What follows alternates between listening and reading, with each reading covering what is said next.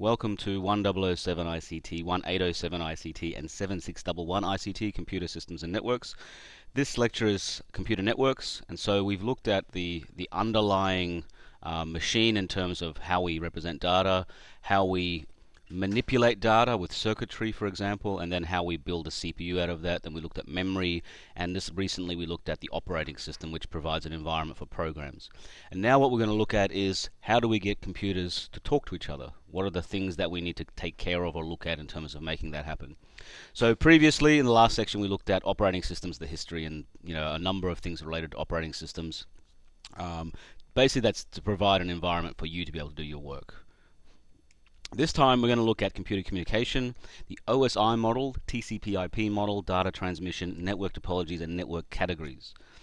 On this learning objective slide, you'll see again that we're looking at gaining an understanding or learning how to do something.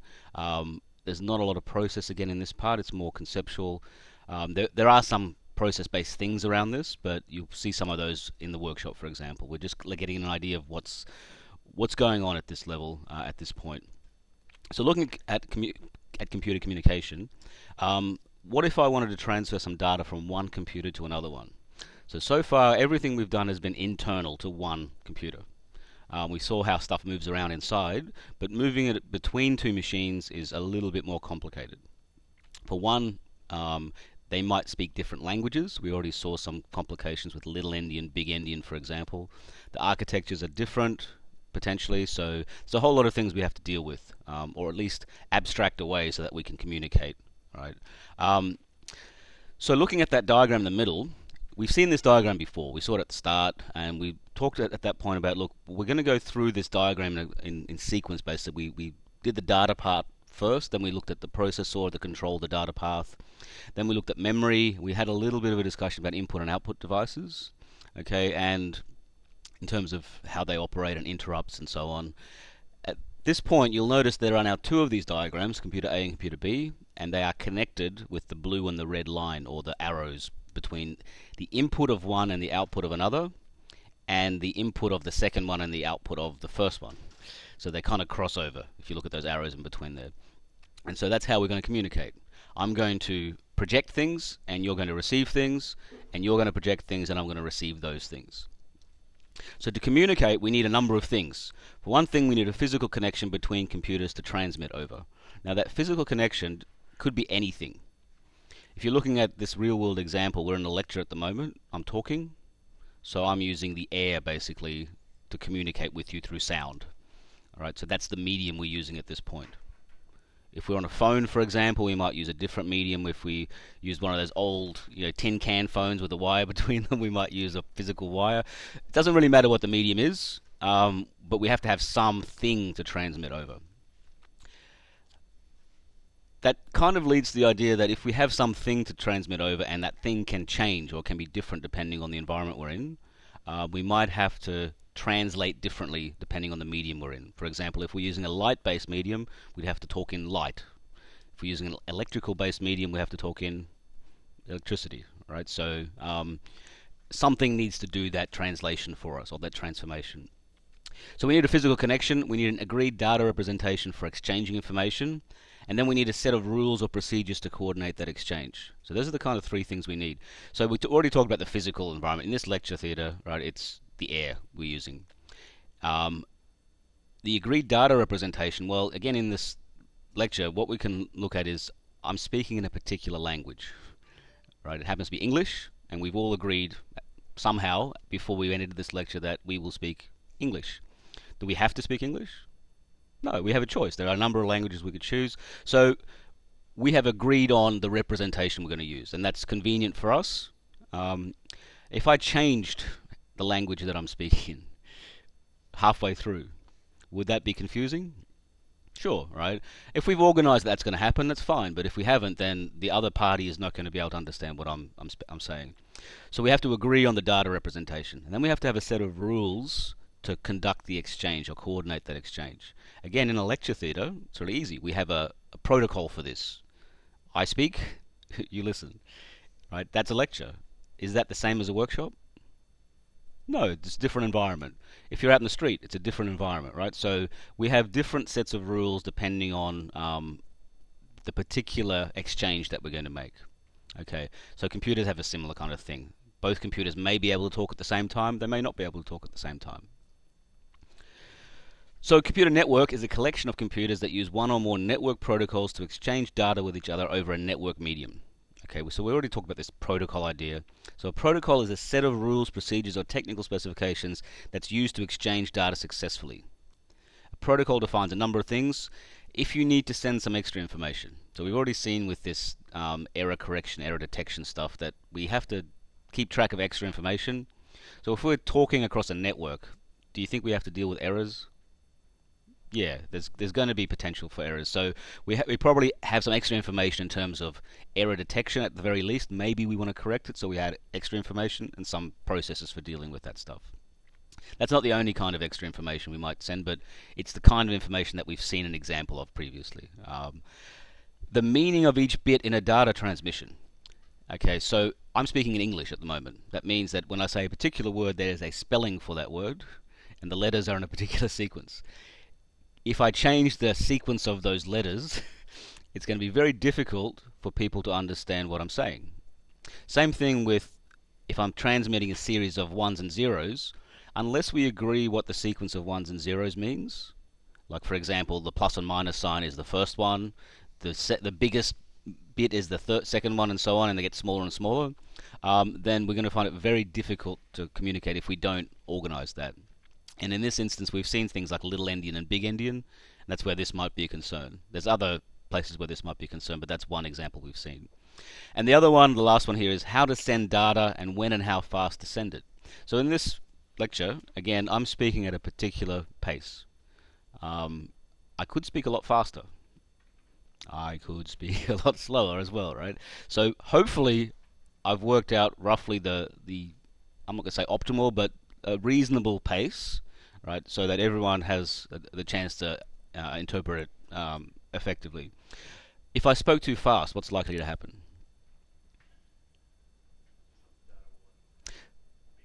Some data will be lost. I speak too fast, maybe it can't all be taken in. If I speak too slowly, maybe you get bored, right? And you probably won't lose data, but you could be doing other stuff, right? So again, there are a set of rules that coordinate all this stuff, and they might be different depending on the computers that are communicating. So here's the data communication process. So data communication involves the exchange of information, messages, user-to-user communication, so that's information. I'm sending an instant message in, I don't know, the Facebook app or one of the messaging apps, right? So I'm typing in some stuff, and that's my message. That's at a user level. When that gets sent, however that happens, on the other end, you get text or a smiley or something that I've sent, right? That's the user-to-user communication. At some point, that stuff is converted into binary signals. It's stored in the computer. We've seen how that kind of works. So at some point, that binary information is stored. On the other end, that other computer also has to use binary information. So computer to computer, we're talking in binary. Yep. Then below that, we're talking across a network. And that's the communication subsystem. And that communication subsystem is connected to some data communication network, a pipe, some kind of air, whatever the environment is. And those communication subsystems talk to each other. One of them sends out, for example, electrical signals. The other one has to receive electrical signals. Can you see how we're going down a series of, I guess you could call them layers at this level? And we have different levels of concern and different data representations depending where we're at. Just on the side there in the blue, so we have text at the top, for example, we have binary data in the middle, and then at the bottom we have some kind of electrical signal or optical signal or whatever it happens to be. So the transfer of messages involves something called the source encoding, the transfer of the data, and then the transmission. They kind of map to that picture above, right? So the source encoding is the conversion of the user information to binary data. Is there only one way to do that? Probably not, depending on what you want to convert it into, right? So maybe there's more than one way to do that. The transfer of the data from the application to the communication subsystem. There may be some things we need to add at this point to make sure that the message is going to get to the other end, right? So again, there's a couple of jobs that we probably have to apply here that may not be that obvious from this particular slide. We'll see those in the next couple of slides. And then the transmission, the sending of the data over a given medium. So here's a question with the transmission. Can the transmission go wrong? Yeah, so we might have to have something built in at some point that allows us to either recover or retransmit, right? There's a number of options we have. So now we move on to the ISO, the International Standards Organization, and their OSI reference model. And the OSI reference model stands for Open Systems Interconnect Model. That model describes a total of 7 layers, and each layer has its own particular job in this scheme. So there's 7 layers of services that a network protocol will need to address, and each layer builds on the services of the layer underneath it. And so they kind of gradually build up a more complicated thing that they can do. So at the bottom you'll see there's something called the physical layer. We're going to go through these layers in detail, by the way. I'm just going to give you a sort of synopsis at this point. So we have the physical layer. That's the communication across this network that we have, right? Above that is something called the data link, which we'll talk about in a little bit. There's a network layer, a transport layer, a session layer, a presentation layer, and then the application layer. The application layer is where you interface with. You use these programs, you hit print or you hit send on your message, right? So we're familiar with that end of it. There's a whole lot of these in the middle that we may not be that familiar with. A couple of examples that you may be familiar with is when you're using a web browser and you're logged into some kind of web server somewhere. You typically have this idea of a session, yeah, and so your credentials are valid for a particular period of time, okay, and so it's not necessarily exactly the same thing, but you have already, I think, an idea about a session, right? So maybe there's something similar in that that part. Transport, what do you think that kind of refers to? Communication, sending stuff backwards and forwards, transferring stuff. Network, not necessarily the means, but it's a network of things, so they're connected, they have names, for example, right? So we could identify people on this network or machines on this network. I'm giving you just a general English version of this. The actual things are more specific and maybe a little bit different to what I'm describing, but just to give you a sense of when you see these words, how you can kind of apply your own understanding that you have already of those kinds of terms. Okay, so moving on to a summary of these layers. So this is a really important slide. You'll see here, when you're doing a revision for this, it's useful to have a short English description of your own for each of these layers. There's 7 of them, right? So there's quite a few. This slide gives you that very quickly. It hides a lot of detail, but looking at the top, at the application layer, when I'm writing an instant message, I'm deciding what I want to send. So the application layer defines what message you want to send. You typed in some text, that's the message. The presentation layer defines the format of the message. You might, for example, want to encrypt it. Yeah, you might want to compress it, for example. There might be a number of things, a particular format that you want to put it into. Okay, so that has to happen at some point. The session layer defines when messages can be sent. The transport layer sends the entire message across the network. So this is the whole thing that you sent from start to finish. Okay, since we've isolated that one, that's the higher level one. If you look at the next one, the network layer, it doesn't send the whole message, but it sends something called a data packet. So the whole message can be chopped up into smaller parts, and each part we can call a packet, for example. Think of that as like you've got a really long letter and it doesn't fit in one envelope. You would put the first 10 pages in the first envelope, the second 10 pages in the second envelope, and you would send them separately, right? It's a similar idea. So the network layer sends a data packet across the network, so from the start to the finish. The data link layer below that is still talking about a data packet. That's great. So it's one of the chunks of the message, but it doesn't send it across the network, or not all the way to the end. It sends it to its neighbor, because the computer network is typically made up of a bunch of machines that are connected together. And if I want to send a message from one place to another, I might have to go through these intermediate machines. Yep. And so at my machine level, I only know about my neighbors. So I'm going to send the message to a neighbor of mine, the connected devices, one of those. At the physical layer, I don't even know about packets. I don't know about a message. I don't need to. All I need to know is there's some bits coming in. I've got to send out bits, right? So I do need to know who to send it to. I don't need to know where it's going necessarily in terms of the endpoint, but I need to know which channel to go out of, which connection. So I'll send it to my neighbor, my connected device. Can you see they have different levels of concern? And that, for example, the physical layer doesn't really need to know much about encryption or compression.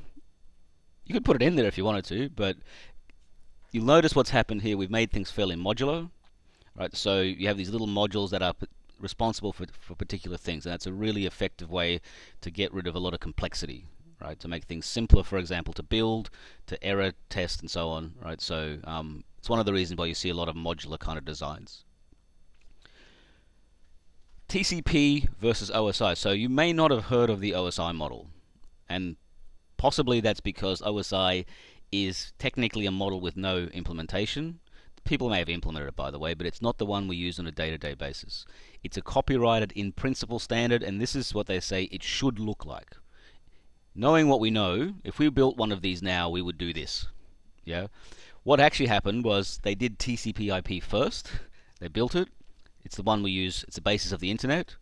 It's a protocol suite with an implementation stack, so there is an actual implementation for that people use. It's in widespread use. We still use it. And it's a de facto or an in-practice free standard. So if you're sending something across the internet, most likely using TCP/IP. Okay, and so TCP/IP is the basis of the internet, and you'll notice in that diagram it looks a little bit different. There are still some words that are similar. It's doing the same thing, right? But you'll notice the application layer in TCP/IP on the right. It's worth 3 layers on the left. Do you remember what I said about modularity? It's doing a lot of work. That's fine, it works, but maybe you might want to split that up to make it a little bit simpler.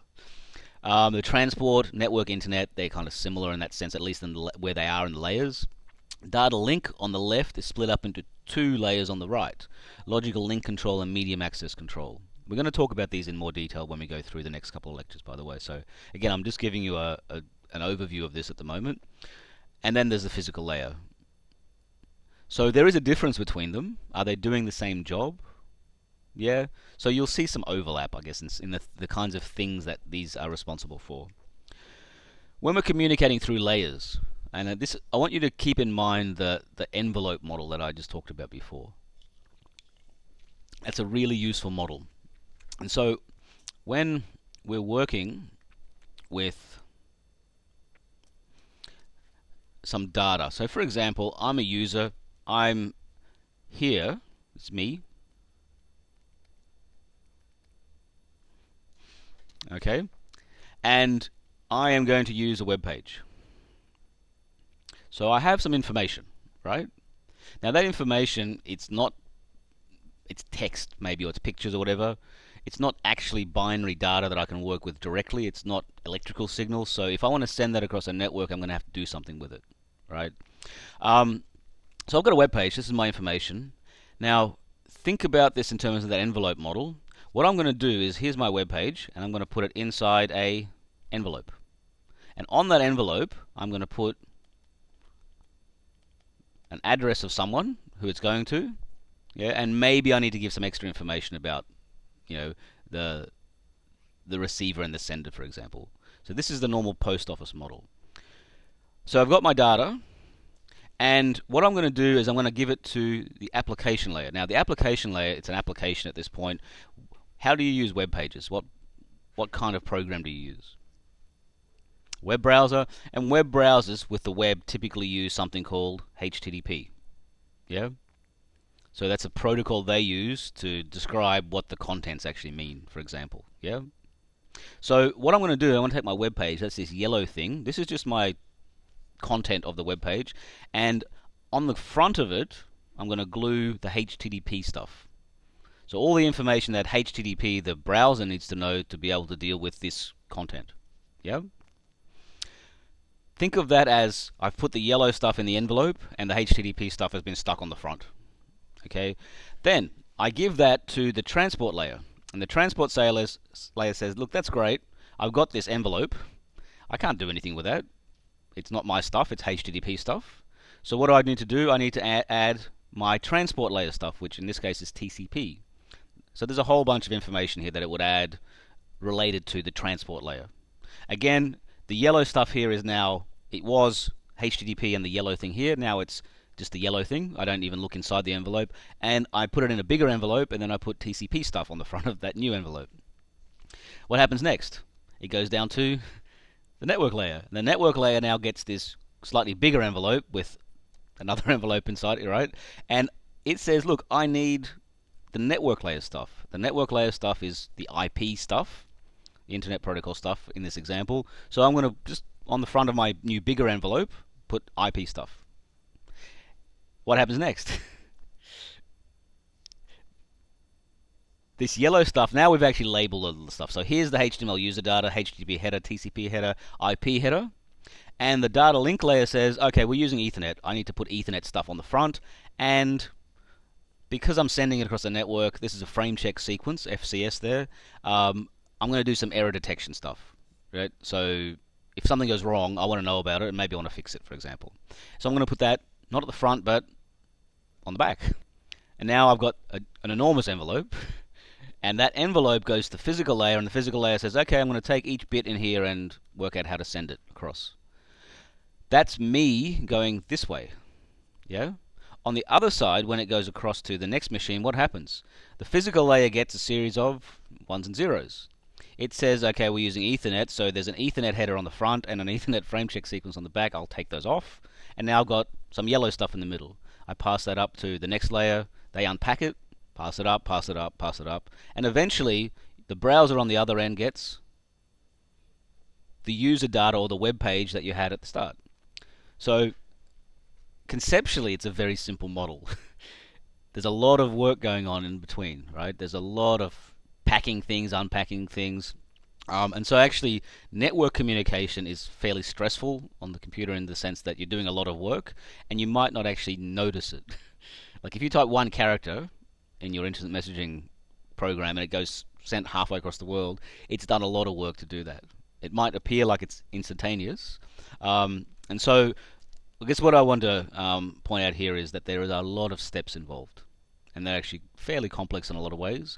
We're going to look at an overview of what the layers are responsible for, and we'll have a look at some of the key things. But there's probably a lot more detail that we could look into, and there are other courses that you would look at that detail specifically. So that's our communicating through layers, and you'll notice up the top there it says encapsulation example. So just the word encapsulation, you'll see that in a couple of different places probably when you go through your program. Encapsulation, if you think about when you go to the chemist or the doctor and they give you some pills, and sometimes they're in capsule form. So what's inside a capsule? There's some medicine, right? So the capsule protects the medicine. It's inside it. So encapsulation, this idea is that there's something inside something else. You're encapsulating information, for example, inside a header of some kind, right? As I said, you'll see this word again. So if you understand that idea, it will probably be helpful in a number of contexts. So now we look at the layers, and you'll see at top right, there's a series of layers, and one of them has been highlighted in, I think it's salmon color, all right? And we're looking at the physical layer. So you'll see that picture show up when we go through the set of lecture notes from here on in, and that gives you a sense of where you are, right? So the physical layer is responsible for ensuring that a stream of bits are transmitted between two nodes sharing a single link.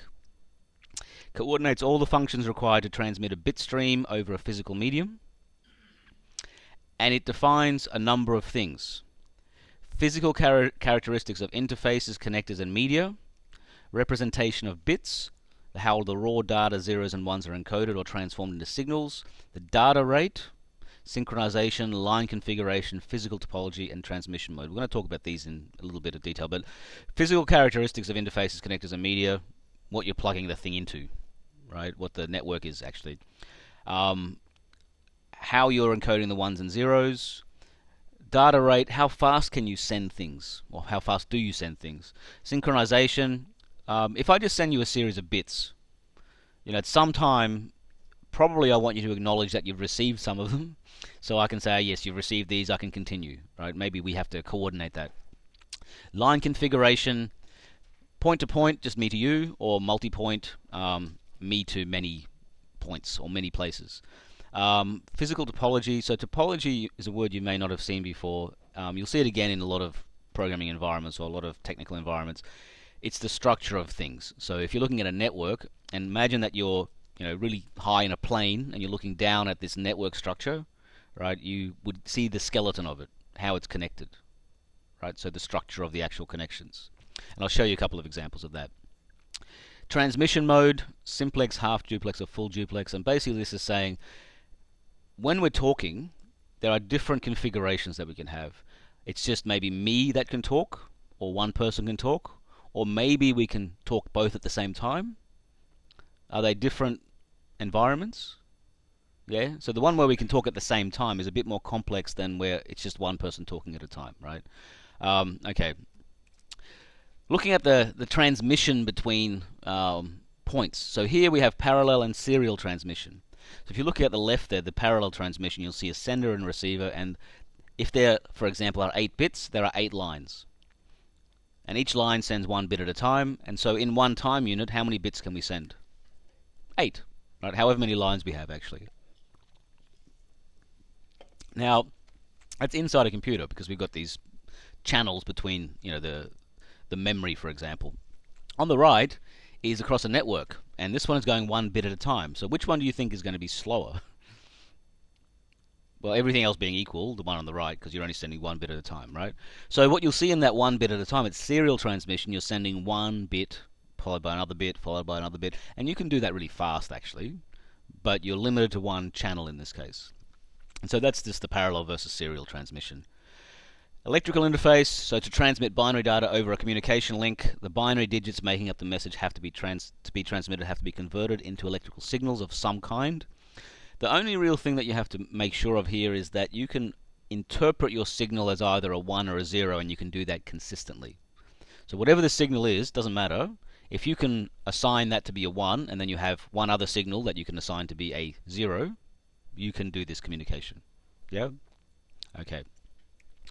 The data rate. So how much data can be sent in a channel is measured in terms of how many bits can be sent per second. So the data rate is defined as bits per second, or BPS. We probably don't work in bits per second when you're talking about data rate. Yeah, maybe megabits per second or megabytes per second, for example. Gigabits per second if you're on a fantastic link, right? And so looking at this example, this is a 1 second time unit graph. So the time goes across the bottom, and there's a 1 or a 0 going up and down, right? So either you have a 1 or you got a 0. So in 1 second, how many 1s and 0s are there? There are 8. So you're doing 8 bits per second. If this was your internet plan, would you be happy? No, it's very, very slow, right? So as I said, we have much, much faster speeds. However, like it's not that long ago that we had 300, right, bits per second, or 2400, for example, or so it's increased quite a lot, okay, and it will probably continue increasing at a fairly good rate, right? Are we using more and more data? Yeah. Okay, so latency. So this is another concept that we have to look at in terms of transmitting information. The delays. There's lots of different places where delays can occur. So latency is the time required to transfer a message between the source and destination computers. It measures a number of different delays. So there's propagation, transmission, access, routing. So propagation delay is the time taken for the signal to travel from the source to the destination. The transmission delay is the time taken for the entire message to pass a particular point along the path. The access delay is, well, whenever you want to send something to a network, something has to send it. It has to be prepared, and so there's a delay between getting it and actually transmitting it. Think about that in terms of, say, the postal service. You go to the post office and you drop your parcel off. They don't send it immediately. They have to wait for the collection, right? And so there's something that probably has to happen before that that transmission occurs. Ideally, this is a short time. Routing delay. So when you're sending things through networks, and we haven't talked about these different devices, we just talked about computers, but we also have routers and switches and hubs and a bunch of different things that could be on a network that your message has to pass through. So every one of those devices may introduce some kind of delay. Some of those devices will have to take the message, read the whole message, and then maybe convert it to a different format and send it across, that's going to introduce a delay. Okay, so there are a number of different delay points that we could have, and I think they seem to be fairly self-explanatory. I think you can see that, if you have to take something and process it, you can't do it immediately. In terms of network connections, network devices can be connected to each other via cable, wired, or over-the-air wireless. How many devices are connected together defines the type of network configuration. We have point-to-point in the switched format and multi-point broadcast format. The physical or logical layout of a network is called the network topology. I mentioned this before, and there are really 5 possibilities, probably variations on these, but these are the 5 key ones that we're going to look at. I'm just going to draw them, and I'll talk a little bit about some of the ideas here, I guess. So when we're looking at these topologies, we have multiple different ways to organize computers or networks of computers. That means that they're not going to give us the same performance against some criteria, right? So for example, some of them will be cheaper, some of them will be more sturdy. Yeah, does it make sense? So we'll have a look at some examples. Here is a star network. This is the first one. So the circles here are my computers, and these are the links between them. So this is a star. If I want to add new things, I can add them like this. Is it still a star? Yeah. So there's a central node, a big one here, and then there's all these little nodes. Now this is nice because if I want to send a message from here to here, or actually anywhere in this network, it takes at most 2 steps, 2 links. Yeah. So that's pretty cheap, actually. It's not so nice if this one breaks. Now, in this particular example, it's not too bad. Only one of them is gone, right? But what about if this one breaks? You don't have a network, right? So the network is broken. So it's not very robust. Is it cheap? Relatively cheap. There's not that much cabling.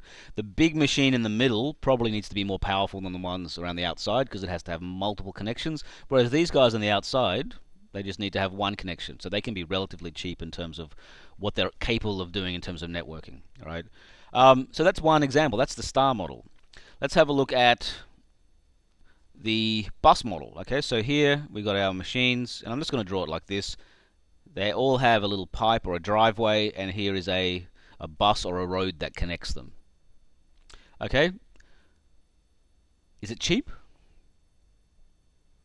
Relatively, yeah. There's not that much cabling. They're all connected. If this guy just gets destroyed, not really a problem. If this link gets destroyed, well, it's not great, but you've got 2 networks actually. Yeah, so not all the network is incapacitated in that sense, so it's sort of robust, I guess. It might be difficult to find where the problem is. If you've got a problem, does that make sense? And this is the Ethernet kind of example or the model, right? So this is the kind of model we probably use in the labs to connect machines. So it's actually fairly effective and cheap, relatively. Tree. So tree model is a little bit more difficult to think about. I'm just going to draw it like this.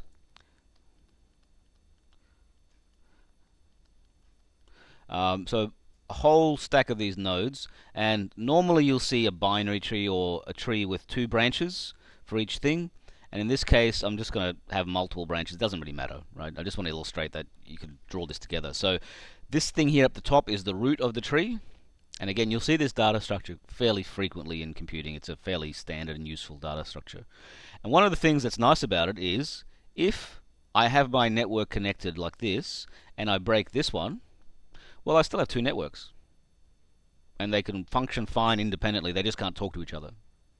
Yeah? So it's still a problem, but it doesn't destroy the whole network. Same thing if I cut any link anywhere, I still have 2 networks. If I destroy one of these guys, where there's leaves, well, that's not so great. The leaves are disconnected. Okay, that's probably a bad case. But look at how many nodes there are. There's 1, 2, 3, 4, 5, 6, 7, 8, 9, 10, 11, 12, 13, 14, 15, 16. About 16 nodes in this case. What's the furthest distance I have to send a message? 1, 2, 3. So one of the nice properties of this kind of network is that typically the distance that you have to go in terms of the levels is not so high. There are 16 things connected. If I had them connected like this way, I would have to do 16 stops. Yeah? This one only has 3. So it's efficient in that particular way. Yeah, has a nice property that way. What about a ring? This should be an easy one to kind of visualize. Here's a ring. And what do you think? If I break this one, do I still have a network? Yeah, it just has to go the other way, a long way around. It's still a network, it's just slower. If I chop out one of these guys, same thing, it's just that guy's gone. So it's fairly robust in the sense that you can knock out a whole thing and it's fine, it can still work. It's a little bit slow because I might have to go all the way around. Yeah, so maybe I have a bi-directional ring, for example, instead of a unidirectional one. It's fairly cheap. Typically we use this model these days. It's very similar, right? It just doesn't go all the way around. And then the last one is a mesh. Now this one is, let's go draw one of these like this. This one looks like this. So already, do you think this one is more expensive? What do you think? Yes? Why is it more expensive? There's a lot extra cabling, a lot of extra links, and each machine has to be more powerful, right? And typically, you'll also have this. And they'll all be kind of connected around as well. Now, the nice thing about this is it's very robust. I can chop out any link, and there's no difference. I can chop out this one as well, and there's no difference. I can chop out this one, they're still connected. Does that make sense? So I have to do a lot of damage to destroy the connectivity. So if connectivity is really important to you, this is a very good model, right? It also has some nice properties in terms of computation, where you can send stuff to your neighbors and whatever very easily. And so these are the different topologies, structures, or layouts of different networks. You would choose them, or one of them, over another one based on what your criteria is. If it's cost, well, you might use a bus or a star, for example. If you're really worried about robustness, well, you might pick the mesh. But there is a cost associated with that. Okay, so those are some topologies. And you can have variations on those too, by the way. So transmission media, well, we've got cables or no cables. So we've got guided or unguided, and there's some conductive cable or piping in a guided medium. There's a couple of examples. There's the shielded and unshielded twisted pair cables there. Unguided medium is probably a little more interesting in terms of there's no cable that's directing it. So you have a couple of different approaches you can take. You can have microwave radar, radio wave, satellite, infrared. There's a range of things you could do. In that particular example, there is no pipe that restricts the signal, so it's going pretty much everywhere, right, unless you restrict it yourself. So what do you think? Microwave radar, do you think it's restricted or it's just beaming stuff everywhere? Microwave is pretty powerful, right? Would you be happy if someone pointed a microwave radar at you? Probably not, right? So they're point-to-point things. They're not bound by a cable, but they're very focused, as opposed to infrared. At home, you might have those, TV kind of changes, yeah, remotes, and they just beam stuff everywhere, right? And it's not dangerous to us. Yeah, and so unguided media has two different kinds of antennas, and I'll just show you the two different kinds here. You've got omnidirectional, it goes everywhere, and then you've got unidirectional, you pick, and it might be very tightly focused, or it might be a fairly broad kind of thing. So at home, if you have a router, for example, you probably want one like this. Yeah, so you can use the internet signal all around it, as opposed to if it's just pointing in one direction, you can just use it in the kitchen, right, or wherever you've got it pointed. So those are the different kind of antenna, right? How you spread information around. So point-to-point network configuration. Point-to-point connections provide a dedicated link between two devices, and each device can communicate only with those that are directly connected. So again, you see that example there. There's a workstation, another workstation, that they're connected with a link. Now, there may be a network in the middle, that cloud there on the right, but that's still made up of separate machines that are connected somehow. So to communicate with other computers that are not directly connected to you, they must do so via intermediate or relay nodes. So if you remember the children's whispering game, where you talk to the kid next to you and you say something, and at the end you get something completely bizarre, like the Simpsons had the purple monkey dishwasher thing, right? So Ideally, that doesn't happen in networking. Can it happen that you get the wrong thing at the end?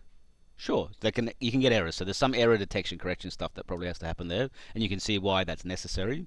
So what happens in this example is, this is me. I've got a message. Now I want to send it to this one on the right here. I don't have access to that one, but I do have a friend right here who says, in some way that's meaningful to me, right, that they are able to get messages to that guy, or at least closer to that guy.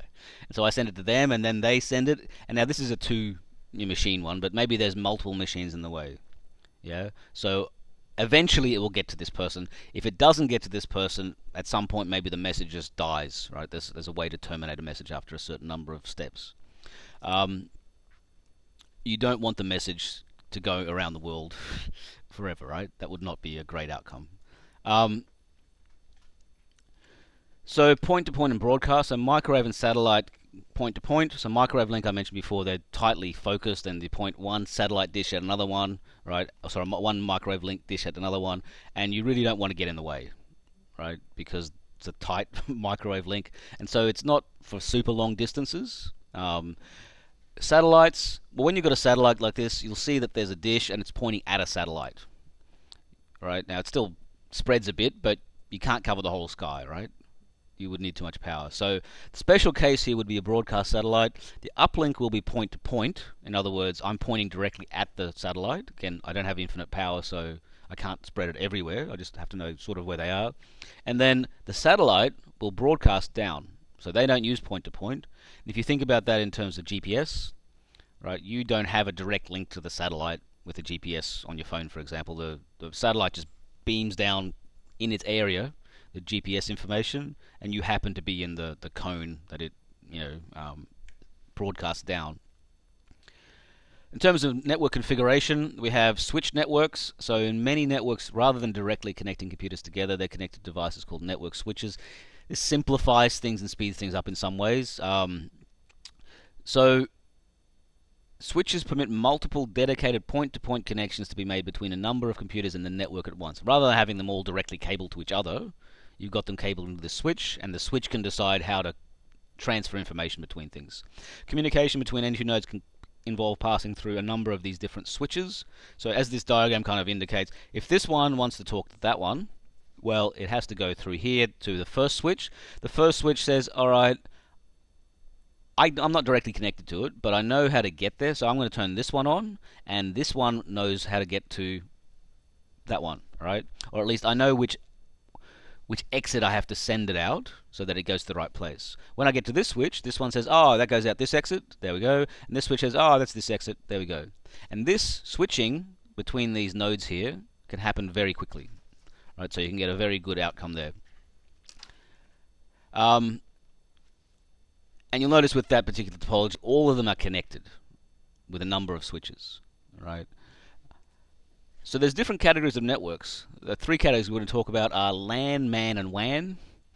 Local area, wide area, and metropolitan area. Now, you probably don't see metropolitan area that often. You probably have run into local area and wide area networks, or at least those terms. And the categories are distinguished by dimensions, ownership, and physical architecture. So basically how big they are and how many machines are connected. Who owns them? So typically it's either a private business or it's an ISP, so some kind of service provider, or it's a government, right? So there's ranges there. And then the physical architecture. What kind of structure are you actually using? The idea of an internetwork. So an internetwork is a network of different types of networks. There is a distinction between an internet and the internet. When I say the internet, I mean the thing that you use to get most of your information, do your online shopping and stuff, right? An internet is just a collection of networks, basically, right? So they are connected via some kind of internetworking devices, routers, gateways, whatever, right? So there's some boxes sitting there that are able to connect these networks because they don't connect themselves automatically. Local area networks you're probably familiar with. You probably have one at home, for example, right? You probably use them in the labs that we have here. And so a local area network is mainly designed for computers to share resources like printers, file servers, and so on. Now at home you may or may not have that level of support in terms of the machines that you have. But if you're in a lab, for example, and you've got one printer, You want to network the things together, so you don't have to switch the cable every time. So it can link up to 100 or a couple of hundred of devices in a single building. A local area network will generally use only a single type of transmission medium. Now you probably, again at home, it's a slightly different situation. You probably don't have 100 computers at home. Alright, so the typical LAN we're talking about here is when you're in one of the labs on the campus. That's a local area network with a bunch of machines. Now, typically in a room there are 25 or 30 computers. Maybe a couple of those rooms are networked together into one local area network. Right, so maybe you have 100 of them or 75, whatever, all kind of glued together. The most common local area network topologies are bus and star, and they're usually privately owned and operated. Here's an example: a single building local area network. That's one room. Maybe there are 2 or 3 rooms together that you wide together, right? There is a limit on how many machines you want to connect together like this. Once you get too many, you start to run into issues with contention, and it's like if you have a highway and you've got too many cars on it, right? They're going to bump into each other. To connect these local area networks, we have backbone networks. So a backbone network is a larger central network that connects several local area networks. Again, if you're thinking about the campus model, we have maybe 3 labs in a building. Now that building will be connected to another building with another 3 labs, and so there has to be some way to connect those things. So you'll see there in this diagram, the salmony colored things are buildings, for example, or rooms, and then there is the black cabling that connects them in between. That's the backbone network. They typically span up to several kilometers. So for example, a campus like this. And most common backbone topologies are bus and star. And they're usually, again, privately owned and operated. The government or the outside world doesn't need to see this level of detail in terms of a network. The metropolitan area network, or the MAN, extends over an entire city, so 5, 50, 100 kilometers, or whatever the regional size is, mainly used for interconnecting private local area networks and backbone networks located in different areas. So the example I would give you here is, so Griffith University has a number of campuses. So let's say take the Brisbane, the Nathan campus, and the Gold Coast campus. They're not exactly close, right? So to connect those, you need this kind of network. And there may be different ways you can connect that. You might use a microwave link, for example. You might use cable, right? There's different ways to do that. And we used to have a microwave link at a Logan campus, actually, that would beam, I think, to Mount Tamborine, and then it would beam to Brisbane, for example. So there are different models of doing this, but you do want them connected, right? So you have this kind of network. So normally they're owned and operated by someone else, an independent or a government service provider, for example. It's a higher level infrastructure that you're building there. The wide area network extends over a large geographical area, an entire country, continent, the whole globe, for example. It makes use of these public carrier transmission media like the leased lines or the telecom kind of lines, right? That provide connectivity for a wider area. So you might have the public switch data network, the PSDN, ISDN, or some flavors of those. Wide area networks that are wholly operated by a single company would sometimes be referred to as an enterprise network. So if you have a very large corporation, you may have one of these, or if you're a government, for example, you may have one of these kind of networks. So in summary for this section, we looked at computer communication, the OSI model. We looked at the different layers. It's going to be very useful for you to familiarize yourself with those layers. There was a nice slide that had the English version or a short English version of each of the layers. TCP/IP model, what we actually use, and then the data transmission information, and then some network topologies and categories, just to give you a sense of, when we're talking about networks, how are we actually configuring those things? What do they look like, and what are some of the benefits, I guess, of building it one way as opposed to a different way? Next section, we'll look at packet transmission. So we're going to go through the layers, as I mentioned before, in terms of a little bit more detail for each layer, and that's the end of this section.